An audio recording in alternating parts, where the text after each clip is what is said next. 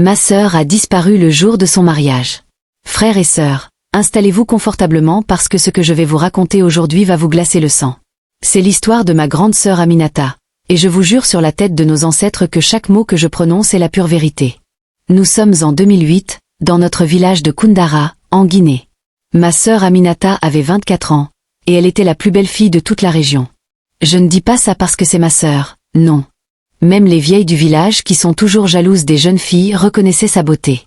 Elle avait cette peau d'ébène qui brillait comme de l'or noir au soleil, des yeux en amande qui captivaient tous les regards, et un sourire qui pouvait illuminer même les jours les plus sombres. Aminata était fiancée à Mamadou, un homme d'affaires prospère de Conakry. Leur famille avait arrangé ce mariage depuis 3 ans déjà. Mamadou venait d'une famille riche et influente. Son père était un grand commerçant qui faisait des affaires entre la Guinée, le Sénégal et la Côte d'Ivoire. Mamadou lui-même possédait plusieurs boutiques à Conakry et roulait dans une grosse voiture noire qui faisait tourner toutes les têtes quand il arrivait au village. Les préparatifs du mariage avaient duré des mois. Notre mère, que Dieu ait son âme, avait dépensé toutes ses économies pour que ce soit le plus beau mariage que le village ait jamais vu. Elle avait fait venir des tissus wax du Ghana, commandé des bijoux en or de Bamako, et engagé le meilleur griot de toute la région pour animer la fête. Mon père, lui, avait vendu 2 de ses meilleures vaches pour payer le diji et louer la grande salle communautaire. Je me souviens encore de cette veille du mariage comme si c'était hier. Toute la famille était réunie dans notre concession. Les tantes étaient venues de la baie, les cousins de Cancan, même notre oncle qui vivait au Sénégal avait fait le déplacement. L'ambiance était électrique. On avait tué 3 moutons, préparé des marmites géantes de riz au gras, du mafé, du fouti. Les femmes chantaient, les enfants couraient partout, et les hommes discutaient sous le grand manguier en buvant du thé à la menthe. Aminata était dans la chambre avec nos cousines. Elle la coiffait, lui mettait du henné sur les mains et les pieds. Je suis entrée pour lui apporter du bissap bien frais, et je l'ai surprise en train de pleurer silencieusement. Quand je lui ai demandé ce qui n'allait pas, elle m'a prise dans ses bras et m'a dit quelque chose que je n'oublierai jamais. « Petite sœur, si jamais il m'arrive quelque chose, sache que je t'aime plus que tout au monde. Promets-moi de ne jamais baisser les bras, peu importe ce que les gens diront. » J'avais 15 ans à l'époque, et je n'ai pas compris le sens profond de ces paroles. J'ai pensé qu'elle avait juste le trac, comme toutes les mariées. Je l'ai rassurée, je lui ai dit que tout allait bien se passer, que Mamadou était un bon homme, qu'elle allait être heureuse. Elle a essuyé ses larmes, m'a souri, et nous sommes retournés rejoindre les autres points. Le jour du mariage est arrivé. C'était un samedi magnifique. Le soleil brillait, il n'y avait pas un nuage dans le ciel. Dès 6 heures du matin, toute la concession était en effervescence. Les femmes préparaient les derniers plats, les hommes installaient les chaises et les tables dans la cour, les enfants accrochaient des guirlandes et des ballons partout. Aminata s'est réveillée tôt. Elle devait d'abord aller à la mosquée avec notre mère pour des bénédictions spéciales. La cérémonie religieuse était prévue pour 10 heures, et la grande fête devait commencer à 15 heures.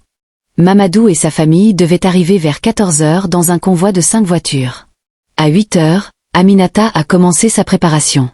Nos tantes l'ont emmenée chez la coiffeuse du village. Je suis allée avec elle parce que j'étais sa demoiselle d'honneur.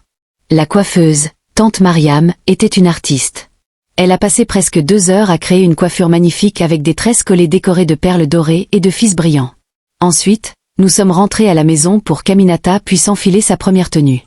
Pour la cérémonie religieuse, elle portait un ensemble traditionnel en basin riche de couleur crème, brodé de fils d'or. Elle était absolument magnifique. Notre mère pleurait de joie en la regardant. Même nos tantes les plus sévères ont dû admettre qu'elles n'avaient jamais vu une mariée aussi belle. À 9h30, nous sommes tous partis pour la mosquée. C'était à seulement 10 minutes à pied de notre maison. Toute la famille marchait en cortège, chantant et dansant. Les voisins sortaient de leur maison pour nous regarder passer, pour féliciter ma mère, pour dire qu'Aminata était bénie. La cérémonie à la mosquée s'est bien déroulée. L'imam a prononcé le sermon, Mamadou a récité les formules sacrées, et officiellement, aux yeux de Dieu et de la communauté, ils étaient mariés. Mais comme vous le savez, dans notre tradition, la vraie fête ne fait que commencer après cette étape. Nous sommes rentrés à la maison vers 11 heures. Aminata devait maintenant se changer pour mettre sa tenue de fête. C'était une magnifique robe blanche brodée, importée du Maroc, qui avait coûté une fortune. Nos cousines l'ont accompagnée dans sa chambre pour l'aider à se préparer. C'est là que tout a basculé. 1 heure est passée. Puis une autre. 12h30 est arrivé, et Aminata n'était toujours pas sortie de sa chambre. Ma mère a commencé à s'inquiéter. Elle est allée frapper à la porte. Pas de réponse. Elle a frappé plus fort. Toujours rien. Elle a appelé. Aminata. Aminata, ma fille, qu'est-ce que tu fais? Il faut te dépêcher, les invités vont bientôt arriver. Le silence. Notre père a rejoint ma mère. Il a tambouriné à la porte en criant « Aminata, ouvre cette porte immédiatement !» Rien. C'est là que la panique a vraiment commencé. Mon oncle paternel a enfoncé la porte d'un coup d'épaule. La chambre était vide. La fenêtre était grande ouverte, les rideaux flottaient dans le vent. La belle robe blanche était étalée sur le lit, intacte. Les bijoux que ma mère avait préparés étaient encore dans leur écrin. Le voile brodé main était posé soigneusement sur la commode. Mais Aminata, elle, avait disparu. Sur le lit, il y avait un petit papier plié. Mon père l'a ramassé avec des mains tremblantes. Il l'a lu et est devenu blanc comme un linge. Ma mère a essayé de le lui arracher, mais il l'a tenu hors de sa portée. De sa voix qui tremblait, il a lu à haute voix. « Pardonnez-moi. Je ne peux pas faire ce mariage. Ne me cherchez pas. Je vais bien. » Ce qui s'est passé ensuite était le chaos total. Ma mère s'est effondrée en hurlant. Mes tantes se sont mises à pleurer et à se lamenter. Mon père est sorti de la chambre comme un fou, criant des ordres dans tous les sens. Il a envoyé mes oncles et mes cousins fouiller tout le village. Il a appelé le chef du village. En moins de 30 minutes, toute la communauté était au courant. Imaginez la scène, les invités commençaient à arriver pour la fête. Les musiciens étaient déjà installés. Le DJ testait son équipement. Les tables étaient dressées, les plats fumants attendaient d'être servis. Et la mariée s'était volatilisée. À 14h pile, Mamadou et sa famille sont arrivés dans leur convoi de voitures luxueuses. Ils klaxonnaient joyeusement, de la musique jouait à fond dans leur véhicule. Ils sont descendus dans leurs plus beaux habits, les bras chargés de cadeaux. Et c'est mon père, les yeux rouges. Et la voix brisée, qui a dû leur annoncer la nouvelle. La réaction de Mamadou a été terrible. D'abord l'incrédulité, puis la colère.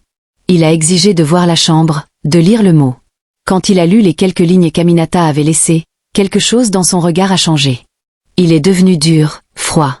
Il a dit à mon père, « Vous m'avez déshonoré. Ma famille est déshonorée. Toutes les dépenses que nous avons faites pour ce mariage, vous allez nous les rembourser jusqu'au dernier centime. » Le père de Mamadou, un homme imposant avec une grande barbe blanche, était encore plus furieux. Il a déclaré devant tout le monde, « Cette fille a sali nos deux familles.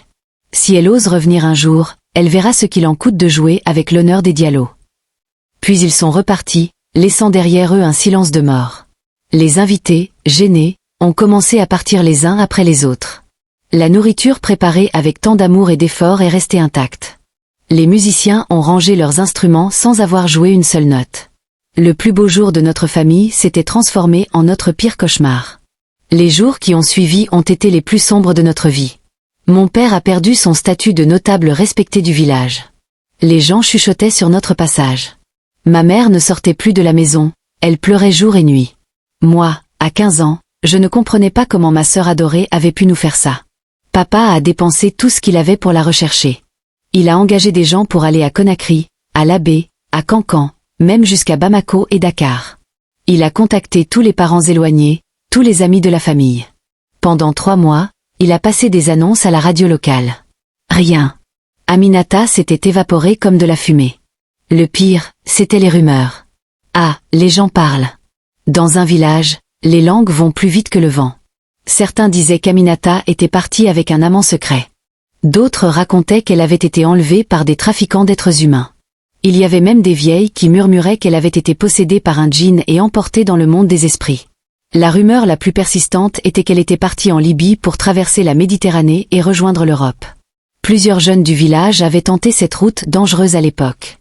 Chaque fois qu'on entendait parler d'un migrant guinéen mort en mer ou dans le désert, le cœur de ma mère s'arrêtait. Elle imaginait le pire. Mamadou et sa famille nous ont poursuivis pour récupérer l'argent de la dot et tous les frais du mariage. C'était une somme énorme, 3 millions de francs guinéens. Mon père a dû vendre notre terre, nos dernières vaches, même les bijoux de ma mère. Nous sommes passés d'une famille aisée à une famille pauvre en quelques mois. Mais le pire châtiment était social. Dans notre communauté, quand une fille fuit son mariage, c'est toute la famille qui porte la honte. Mes frères ont eu du mal à trouver des épouses parce que les familles refusaient de s'allier avec nous. Moi-même, quand j'ai été en âge de me marier, plusieurs prétendants ont été découragés par leurs parents qui avaient peur que je fasse comme ma sœur. Le chef du village a même convoqué mon père pour une réunion des sages. Il voulait comprendre comment une fille élevée dans la tradition, dans le respect des valeurs, avait pu commettre un tel acte.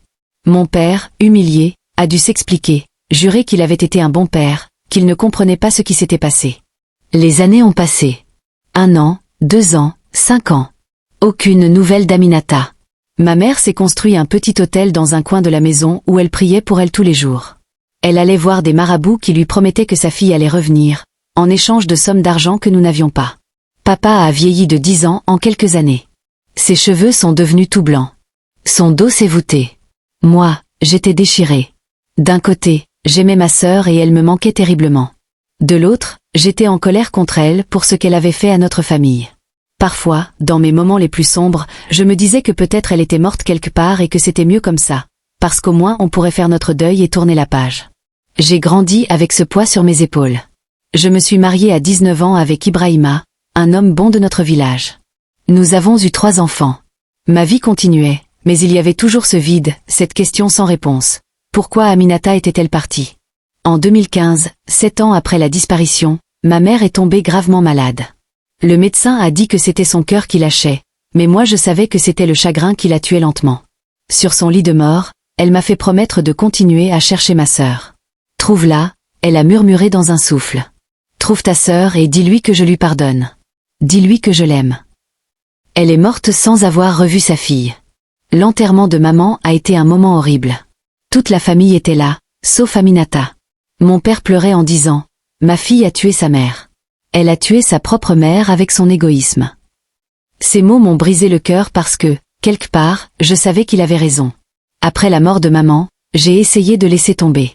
J'ai essayé de me dire qu'Aminata avait fait son choix, qu'elle avait choisi sa liberté au détriment de sa famille, et que je devais accepter ça et avancer.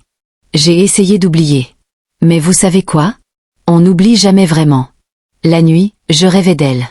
Je la voyais comme elle était le jour avant son mariage, belle et rayonnante. Parfois, dans la rue, je croyais l'apercevoir et mon cœur s'arrêtait, avant que je réalise que c'était une étrangère. 15 ans. 15 longues années ont passé depuis cette terrible journée de 2008. Nous étions maintenant en 2023. J'avais 30 ans, 3 enfants, et j'avais à peu près accepté que je ne reverrais jamais ma sœur. Mon père était devenu un vieil homme silencieux qui passait ses journées assis sous le manguier, perdu dans ses pensées. C'est en septembre 2023 que tout a changé. Ma cousine Fatoumata, qui vit à Conakry, m'a appelé un soir. Sa voix tremblait. « Mariama, il faut que je te parle. Tu dois venir à Conakry. C'est urgent. C'est à propos d'Aminata. » Mon sang s'est glacé. J'ai tout de suite pensé au pire. Elle était morte. On avait retrouvé son corps. Mon cœur battait si fort que j'avais du mal à respirer. « Elle est morte ?»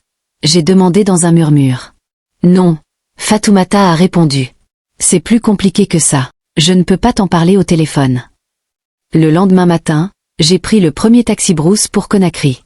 5 heures de route interminable où mon esprit imaginait 1000 scénarios. Quand je suis arrivée chez Fatoumata, elle m'a fait asseoir et m'a tendu une vieille photo toute abîmée. Une photo d'Aminata, mais pas l'Aminata que je connaissais. Sur cette photo, elle avait les cheveux courts, elle portait des vêtements occidentaux, et elle souriait, mais ses yeux racontaient une histoire de souffrance. « Où as-tu eu ça ?» j'ai demandé. Fatoumata a pris une grande inspiration. Il y a une femme qui tient un petit restaurant pas loin d'ici. Elle s'appelle Tante Binta. Elle a vécu au Maroc pendant longtemps. Elle est revenue il y a 6 mois. L'autre jour, je mangeais là-bas, et on a commencé à parler. Je lui ai raconté l'histoire de notre famille, la disparition d'Aminata. Elle est devenue toute pâle. Elle est allée chercher cette photo et m'a dit « Je connais cette fille ». Le monde s'est arrêté de tourner. Après 15 ans, enfin une piste concrète. J'ai pratiquement couru jusqu'au restaurant de Tante Binta. C'était un petit endroit modeste dans le quartier de Randalais. Quand je suis entrée, une femme d'une 50aine d'années, au visage marqué par la vie, m'a regardée et a immédiatement su qui j'étais. « Tu es la sœur d'Aminata », elle a dit. Ce n'était pas une question. Nous nous sommes assises dans un coin tranquille. Et là, pendant 3 heures, Tante Binta m'a raconté une histoire qui a fait voler en éclats tout ce que je croyais savoir. Aminata n'avait pas fui par caprice. Elle n'était pas partie avec un amant. Elle n'avait pas choisi l'aventure ou la liberté égoïste. Ma sœur avait été victime d'un horrible complot. Tante Binta m'a expliqué qu'elle travaillait au Maroc dans un réseau d'aide aux femmes victimes de traite. En 2009, 1 an après la disparition d'Aminata, une jeune femme guinéenne complètement traumatisée avait été récupérée par leur association dans les rues de Casablanca. Elle avait été violée, battue, affamée. Cette femme, c'était ma sœur. Les larmes coulaient sur mon visage pendant que tante Binta parlait. Au début, elle ne parlait pas, elle a continué. Elle restait recroquevillée dans un coin, terrifiée. Ça nous a pris des mois pour gagner sa confiance. Et quand elle a finalement commencé à parler, l'histoire qu'elle nous a racontée était horrible. Le jour de son mariage, Aminata ne s'était pas enfuie volontairement. Elle avait été enlevée. Pendant qu'elle se préparait dans sa chambre avec nos cousines, quelqu'un avait frappé à la fenêtre. Une voix de femme avait dit que c'était urgent, que notre mère l'appelait dehors pour quelque chose d'important. Naïvement, Aminata était sortie par la fenêtre pour ne pas déranger nos cousines qui s'affairaient avec les préparatifs. Dehors l'attendaient 2 hommes. Ils l'ont immédiatement saisie, lui ont mis quelque chose sur la bouche, probablement un chiffon imbibé de chloroforme, et elle a perdu connaissance. Quand elle s'est réveillée, elle était dans le coffre d'une voiture, ligotée et bâillonnée, roulant vers une destination inconnue. Elle a été emmenée au Mali d'abord, puis en Algérie, puis au Maroc. Pendant ce voyage qui a duré des semaines, elle et d'autres filles ont été violées régulièrement par les trafiquants. On leur disait qu'elles étaient destinées à être des prostituées en Europe, qu'elles devaient s'habituer à leur future vie. Mais pourquoi? Pourquoi ma sœur? Tante Binta a baissé les yeux avant de répondre. Aminata nous a dit que c'était lié à son mariage. Apparemment, Mamadou, son fiancé, avait des dettes de jeu très importantes. Il devait de l'argent à des gens très dangereux. Pour rembourser, il avait fait un deal. Il leur livrerait une belle fille vierge qui pourrait rapporter beaucoup d'argent dans les réseaux de prostitution. J'ai cru que j'allais vomir. Le respectable homme d'affaires? Celui que tout le monde admirait? Mais il y a un détail qui ne colle pas, j'ai dit. Mamadou avait l'air vraiment furieux le jour où elle a disparu. Il nous a fait payer des millions. Pourquoi ferait-il ça si c'était lui le coupable? Tante Binta a hoché la tête. Quel meilleur moyen de détourner les soupçons que de jouer la victime outragée? En vous faisant payer, il s'enrichissait 2 fois, une fois avec l'argent de la vente d'Aminata aux trafiquants, une fois avec votre remboursement. Et en plus, il protégeait sa réputation. Tout le monde vous a blâmé, vous et Aminata. Personne ne l'a soupçonné. La rage montait en moi comme une vague brûlante. Pendant 15 ans, nous avions porté la honte. Pendant 15 ans, on nous avait montré du doigt. Mon père avait perdu sa dignité. Ma mère était morte de chagrin. Et tout ça à cause de ce monstre qui avait vendu ma sœur comme du bétail. Où est-elle maintenant? J'ai demandé, la voix brisée. Où est Aminata? Le visage de tante Binta s'est assombri. C'est là que l'histoire devient encore plus triste. Après des mois dans notre centre, Aminata allait mieux. Elle suivait une thérapie. Elle apprenait un métier. On lui disait de contacter sa famille, mais elle refusait. Elle avait trop honte. Elle pensait que vous ne la croiriez pas, que vous l'avez déjà condamnée. Un jour, elle a disparu du centre. Elle a laissé un mot disant qu'elle partait construire une nouvelle vie, qu'elle ne voulait plus être un fardeau. C'était en 2011. Depuis, je ne l'ai plus revue. J'ai essayé de la retrouver pendant des années, sans succès. Puis je suis rentrée au pays il y a 6 mois, et quand ta cousine m'a parlé de votre histoire, j'ai fait le lien. J'étais dévastée. Après 15 ans, j'avais enfin la vérité, mais je n'avais toujours pas ma sœur. Je suis rentrée au village dans un état second. J'ai raconté tout ce que j'avais appris à mon père. Le vieil homme a pleuré comme jamais je ne l'avais vu pleurer. Ma fille, il répétait sans cesse. Ma pauvre petite fille. Et moi qui l'ai maudite. Dieu me pardonne, je l'ai maudite. Mais après les larmes est venue la colère. Une colère froide, déterminée. Nous avons décidé d'aller voir Mamadou. Il vivait toujours à Conakry, dans un grand quartier résidentiel. Il s'était remarié, avait des enfants, continuait ses affaires. Il menait une belle vie pendant que nous avions souffert pendant 15 ans. Avec mon père, mon mari, et 2 de mes oncles, nous sommes allés chez lui. Quand il nous a vus devant sa porte, son visage a changé de couleur. Que voulez-vous? Il a demandé d'une voix pas très assurée. Mon père, malgré son grand âge, s'est avancé vers lui et l'a regardé droit dans les yeux. Nous voulons la vérité sur Aminata. Mamadou a nié, bien sûr. Il a crié qu'on l'insultait, qu'on délirait, qu'il allait appeler la police. Mais je voyais la peur dans ses yeux. Je lui ai raconté tout ce que tante Binta m'avait dit.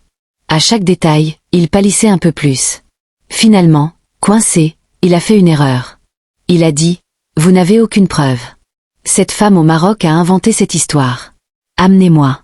Aminata elle-même pour m'accuser en face et là, on verra. » Mon oncle, qui est un homme très intelligent, a tout de suite relevé. Comment sais-tu qu'il s'agit d'une femme au Maroc? On n'a jamais mentionné le Maroc. On a juste parlé d'une femme qui connaissait Aminata. Le piège venait de se refermer sur lui. Mamadou a réalisé son erreur trop tard. Il a essayé de se rattraper, de dire qu'il avait mal entendu, mais c'était trop tard. Nous savions. Et lui savait que nous savions. Nous sommes allés porter plainte à la police. Mais vous connaissez notre pays, frères et sœurs. Quand vous avez de l'argent et des relations, la justice ne fonctionne pas de la même façon. Mamadou avait les deux. Notre plainte a été classée sans suite faute de preuves suffisantes. Le commissaire nous a dit qu'on ne pouvait pas accuser quelqu'un de trafic d'êtres humains vieux de 15 ans juste sur la base d'un témoignage indirect. C'était la justice guinéenne qui nous montrait encore une fois qu'elle protège les riches et les puissants. Nous étions dévastés mais pas surpris. J'ai alors pris une autre route. J'ai contacté tante Binta et je lui ai demandé de m'aider à retrouver ma sœur. Elle avait gardé contact avec plusieurs organisations qui travaillent avec les victimes de traite en Afrique du Nord et en Europe. Nous avons fait circuler la photo et la description d'Aminata dans tous ces réseaux. Pendant des mois, rien. Puis, en janvier 2024, le miracle s'est produit. Une travailleuse sociale à Barcelone, en Espagne, a reconnu Aminata. Elle travaillait dans un restaurant, utilisait un faux nom, mais c'était bien elle. J'ai pleuré pendant des heures quand j'ai reçu cette nouvelle. Ma sœur était vivante. Après 16 ans, elle était vivante. La travailleuse sociale m'a donné un numéro de téléphone. Les mains tremblantes, j'ai composé. Une voix a répondu en espagnol, puis en français. Allô. C'était elle. J'ai reconnu sa voix immédiatement malgré les années. J'ai dit dans un sanglot.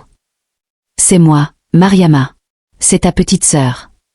Le silence à l'autre bout du fil. Puis j'ai entendu un sanglot étouffé. Mariama, sa voix était brisée. Nous avons parlé pendant 3 heures. Elle m'a raconté son calvaire dans les détails que tante Binta avait omis. Les viols répétés. Les coups. Comment elle avait réussi à s'échapper du bordel au Maroc où on l'avait enfermée. Comment elle avait survécu dans les rues pendant des mois. Comment elle avait fini par traverser en Espagne cachée dans un camion. Comment elle avait reconstruit sa vie pièce par pièce, travaillant dur, économisant chaque centime, mais vivant toujours dans la peur et la honte. Je lui ai dit que nous savions tout. Que nous savions que ce n'était pas sa faute. Que maman, avant de mourir, lui avait pardonné et l'aimait. À ces mots, elle s'est effondrée complètement. Maman est morte? Elle a demandé dans un murmure. Elle est morte en pensant que je l'avais abandonnée. C'était le moment le plus dur. Je lui ai expliqué comment maman s'était laissée dépérir de chagrin. Je ne lui ai pas menti. Elle avait le droit de savoir la vérité, aussi douloureuse soit-elle. Je suis désolée, elle répétait sans cesse. Je suis tellement désolée. Je voulais rentrer, mais j'avais trop honte. J'étais brisée. J'avais été salie, utilisée. Comment pouvais-je revenir et regarder papa et maman dans les yeux? Comment pouvais-je leur dire ce qui m'était arrivé? Je lui ai dit que nous comprenions maintenant. Que personne ne la blâmait. Que nous voulions juste qu'elle rentre à la maison. Il m'a fallu 6 mois pour économiser assez d'argent pour aller la chercher en Espagne. En juillet 2024, j'ai pris l'avion pour la première fois de ma vie. Direction Barcelone. J'avais 31 ans et je n'étais jamais sortie de Guinée. Quand j'ai vu Aminata à l'aéroport, j'ai failli ne pas la reconnaître. Elle avait 40 ans maintenant, mais elle en paraissait 50. Les épreuves avaient marqué son visage. Ses beaux cheveux qu'elle avait autrefois coupés courts étaient maintenant parsemés de fils blancs.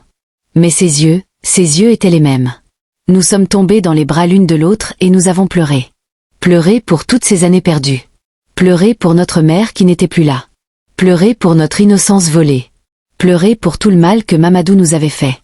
Pendant la semaine que nous avons passée ensemble en Espagne avant de rentrer, Aminata m'a tout raconté. Chaque horrible détail de ce qu'elle avait vécu. C'était dur à entendre, mais elle avait besoin de parler et j'avais besoin de savoir. Elle m'a dit qu'elle ne voulait pas rentrer pour se venger de Mamadou. La vengeance ne me rendra pas ces 16 années, elle a dit. Mais je veux que les gens sachent la vérité. Je veux que notre famille puisse relever la tête. Je veux que la mémoire de maman soit honorée. Nous sommes rentrés en Guinée en août 2024. Quand l'avion a atterri à Conakry, Aminata a embrassé le sol et a pleuré. Mon pays, elle murmurait. Je suis enfin chez moi. Le retour au village a été émotionnel. Papa, qui a maintenant 75 ans, a vu sa fille pour la première fois en 16 ans. Il ne pouvait pas parler. Il la serrait contre lui et pleurait comme un enfant. Toute la famille était là. Même des voisins qui nous avaient tourné le dos autrefois sont venus présenter leurs excuses. Nous avons organisé une grande réunion du village. Aminata, avec un courage que je ne peux qu'admirer, a raconté son histoire devant tout le monde. Elle a dit la vérité sur Mamadou, sur son enlèvement, sur tout ce qu'elle avait subi. Certains ont pleuré. D'autres étaient en colère. Mais tous, absolument tous, ont compris qu'on lui avait fait une terrible injustice. Le chef du village a présenté des excuses officielles. À notre famille au nom de toute la communauté. Il a dit que nous n'aurions jamais dû être traités comme nous l'avons été. Notre honneur a été restauré ce jour-là. Quant à Mamadou, le poids de la communauté s'est retourné contre lui. Même si la police ne l'a pas arrêté faute de preuves juridiques suffisantes, la justice sociale a fait son œuvre. Ses propres parents, horrifiés par ce qu'ils ont appris, l'ont renié. Ses clients ont refusé de faire des affaires avec lui. Sa femme l'a quitté. Il a dû fermer ses boutiques, et dit-on, il a quitté le pays pour échapper à la honte. Certains diront que ce n'est pas assez. Que cet homme devrait être en prison. Et ils auront raison. Mais dans un système où l'argent achète l'impunité, c'est déjà beaucoup que sa réputation soit détruite et qu'il ait perdu tout ce qui comptait pour lui. Aujourd'hui, en 2026, Aminata vit avec moi et ma famille. Elle suit une thérapie pour soigner ses traumatismes. Elle a ouvert une petite boutique de couture dans le village où elle enseigne son métier aux jeunes filles. Elle s'est donnée pour mission d'aider d'autres victimes de traite et de parler dans les écoles des dangers du trafic d'êtres humains. Elle ne s'est jamais mariée et dit qu'elle ne le fera jamais. J'ai été mariée une fois, elle dit avec un sourire triste. Ça ne s'est pas très bien passé. Mais elle a trouvé une forme de paix. Elle a retrouvé sa famille. Elle a retrouvé son nom, sa dignité. Papa dit souvent qu'il regrette amèrement d'avoir maudit sa fille le jour de sa disparition. Si j'avais su ce qu'elle endurait pendant que je la maudissais. Aminata le prend dans ses bras et lui dit que ce n'était pas sa faute. Qu'il ne pouvait pas savoir. Notre histoire a fait le tour de la région. Des journalistes sont venus nous interviewer. Une ONG internationale qui lutte contre le trafic d'êtres humains a utilisé notre témoignage dans leur campagne de sensibilisation. L'histoire d'Aminata aide d'autres. Victimes à avoir le courage de parler, de rentrer chez elles, de ne pas avoir honte de ce qui leur est arrivé. Parce que c'est ça le message que je veux vous laisser aujourd'hui, frères et sœurs.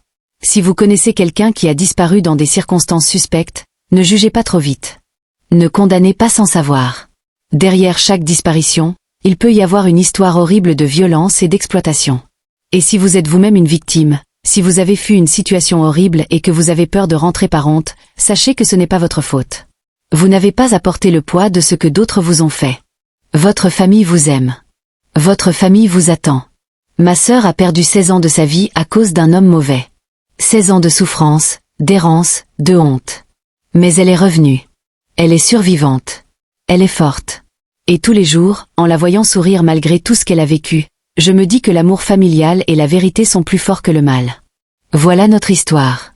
L'histoire de comment ma sœur a fui le jour de son mariage, comment nous avons porté la honte pendant 15 ans, et comment nous avons découvert l'horrible vérité. C'est une histoire vraie. Une histoire qui se passe encore aujourd'hui pour des milliers de jeunes filles africaines victimes de trafic. Partagez ce témoignage. Parlez-en autour de vous. Protégez vos filles, vos sœurs, vos cousines. Ne faites jamais confiance aveuglément juste parce que quelqu'un a de l'argent ou une bonne réputation. Le mal peut porter un costume 3 pièces et conduire une belle voiture. Et surtout, n'abandonnez jamais vos proches. Continuez à les chercher. Continuez à les aimer. Parce que la vérité finit toujours par éclater, même si ça prend 15 ans.